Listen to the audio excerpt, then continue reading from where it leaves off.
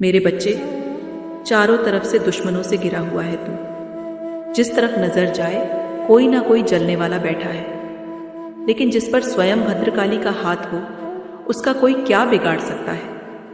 लेकिन ये बात तुम्हारे शत्रुओं के दिमाग में नहीं घुसती। वो तो तुम्हें हमेशा दुख देने के नए नए उपाय सोचते रहते हैं। पता नहीं उन लोगों को तुमसे अब क्या चाहिए। इतने साल बीतने के बाद भी वो पागल ये समझ नहीं पाए कि तुझ पर स्वयं जगत जननी का हाथ है। अब तक सैकड़ों तंत्र मंत्र करने वालों से जाकर बात कर ली है उन्होंने, लेकिन फिर भी तुझे कुछ नहीं कर सके। सबने तेरा नाम सुनते ही हार मान ली और कह दिया कि इससे पंगा मत लो, ये कोई साधारण इंसान नहीं है। खुद तांत्रिकों ने उसे समझाने की बहुत कोशिश की, लेकिन वो नहीं माना। उसने किसी की नहीं सुनी। पता नहीं ऐसा कौन सा गुस्सा भरा है उसके दिमाग में। उसके मन में पता नहीं ऐसी कौन सी बात खटक रही है कि वो इतने हाथ पैर मार रहा है। लेकिन तुम ऐसे लोगों की असलियत जानते हो। मुंह पर मीठा बोलकर पीठ पीछे से वार करना तो इनका काम है। तुमने अब सब कुछ मुझे सौंप दिया है। तुम्हारा मन अब इस संसार से छूट गया है। तुम जान चुके हो कि यह जग माया का समंदर है जिसमें मतलबी लोग भरे पड़े हैं। तुम्हें समझ में आ गया है कि जिन्होंने तुम्हें इतनी पीड़ा दी है उनका भी हिसाब होगा एक दिन। तुमने कभी आस नहीं छोड़ी। हमेशा विश्वास था तुम्हें कि कोई साथ दे या ना दे, मेरी माता साथ देगी मेरा। आज भी वो लोग तुझे मारने के लिए फिर एक बार तांत्रिक के पास जाकर बैठ गए और उसके सामने हाथ जोड़कर कहने लगे कि चाहे कुछ भी कर लो, लेकिन मेरे शत्रु को बर्बाद कर दो। यहां तक कि मेरे ही मंदिर में आकर मेरे ही भक्त को मारने की प्रार्थना करने लगे।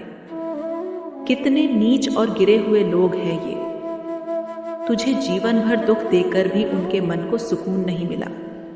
इन्हें क्या पता कि मेरे बच्चे ने सारे जग के दुखों को सहा है। तेरी माता जानती है कि कितने रोए हो तुम, और इसलिए ही आज मैंने उन्हें अपनी शक्ति की थोड़ी सी झलक दिखा ही दी। जो तंत्र आज तुझ पर होने वाला था वो उल्टा उन पर ही हो गया। वो लोग वहां गए तो थे तुझे मारने, लेकिन अब उन्हें अपनी खुद की मौत दिखाई दे रही है। वो लोग अब तड़प रहे हैं, तांत्रिक से तंत्र को वापस लेने की भीख मांग रहे हैं। अब उन्हें भगवान याद आ रहे हैं। अब मेरे मंदिर में आकर रोना धोना चल रहा है उनका। अब मुझसे कह रहे हैं कि हमने ऐसा क्या कर दिया मां, जो इतनी पीड़ा दे रही हो हमें। अरे उनको मैं क्या बताऊं कि उनकी वजह से इतना तड़पा है मेरा बच्चा, इतना रुलाया है उन्होंने तुम्हें कि अब रोते रोते तेरे आंसू भी सूख चुके हैं। कितने सालों से ठीक से सोया नहीं है मेरा बच्चा। सारी दुनिया ने तेरा साथ छोड़ दिया। तेरे अपनों ने ही तुम्हें पराया कर दिया। और वो लोग कहते हैं कि हमने ऐसा क्या किया है। किसी को अपना दुख नहीं बता सकता, इसलिए मेरा बच्चा अपनी मां को बताता है सब कुछ, क्योंकि चाहे सब साथ छोड़ दे, लेकिन मेरे सच्चे भक्त को पता है कि उसकी मां कभी उसका साथ नहीं छोड़ेगी। मैंने कहा था ना कि हालात चाहे कैसे भी हो, तेरी ये मां तेरा साथ नहीं छोड़ेगी। और देख, तुझे जो लोग मारने आए थे उनके खुद के ऊपर मौत घूम रही है।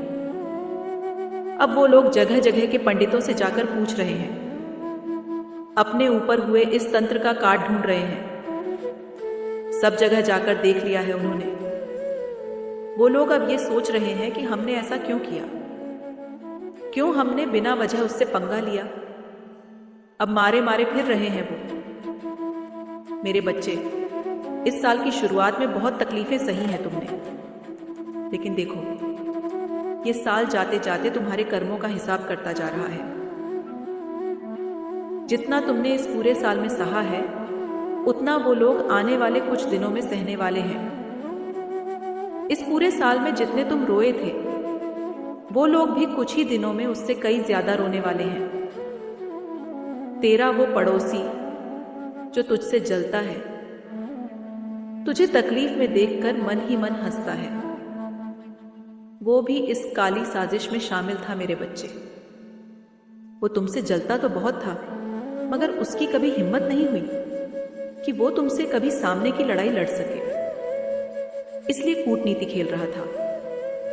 वो इतने दिनों से छल कपट करके मेरे भक्त को सताने के लिए नई नई योजनाएं बना रहा था। सोच रहा था कि इसका पत्ता कैसे काटूं, क्योंकि आमने सामने तो वो तुमसे जीत नहीं सकता, इसलिए पीठ पीछे से वार करने वाला था वो।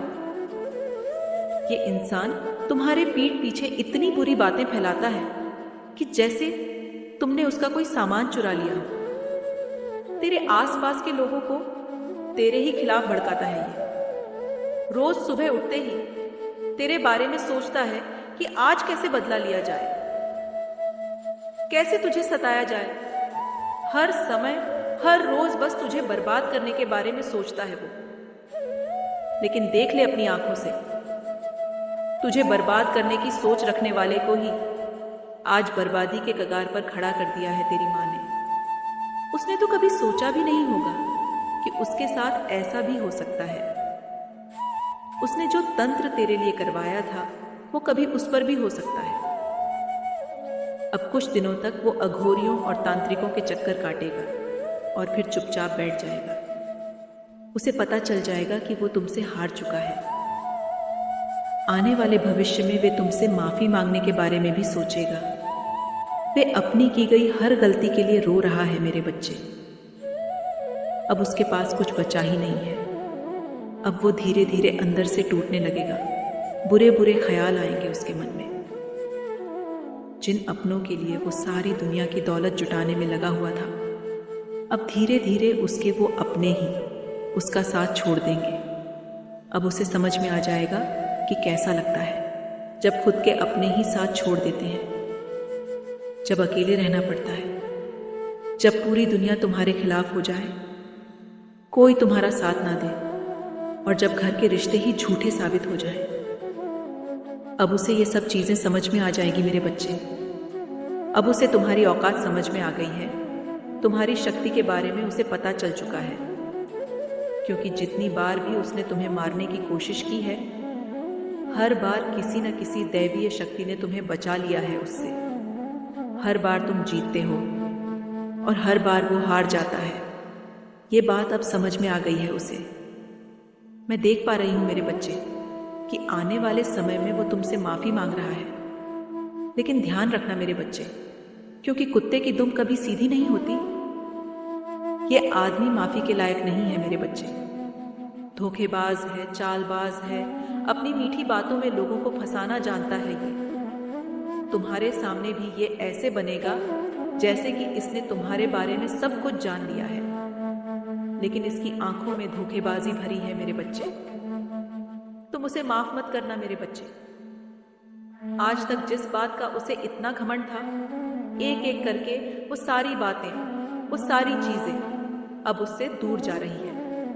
अब तक खुद को तुमसे अच्छा मानता था वो, लेकिन अब तुम्हारे सामने उसकी कोई औकात नहीं है। यह सब तुम्हारे तप का ही परिणाम है कि जो तंत्र वो तुम पर करने वाला था, वो उस पर ही वापस